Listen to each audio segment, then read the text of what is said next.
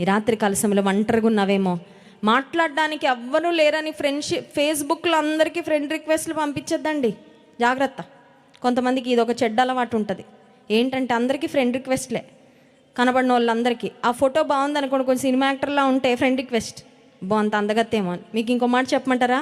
Social మీడియాలో ఉన్న దాదాపు ఒక 50% అకౌంట్లు ఫేక్ అకౌంట్లు అంట. అక్కడ ఆడపిల్ల ఫోటో ఉందంటే అవతల మగపిల్లోడు ఉంటాడు, జాగ్రత్త. అది ఒక ఫేక్ అకౌంట్, ఏదో పేరు పెట్టి ఎవరో ఫోటో డౌన్లోడ్ చేసి వాళ్ళు పెడతారు. నువ్వు అనుకుంటావు అవతల వైపు ఆడపిల్ల ఉందని అర్ధరాత్రి 2 గంటల దాకా కళ్ళు కాయలు కాసేలా నిద్రపోకుండా బీపీ షుగర్లు తెచ్చుకొని మరి నువ్వు చాటింగ్ చేసేస్తూ ఉంటావు. అక్కడ మగోడే ఉన్నాడు, నువ్వు కూడా ఇక్కడ మగపిల్లోడివే, జాగ్రత్త. భ్రమలో బ్రతుకుతూ ఉన్నావు.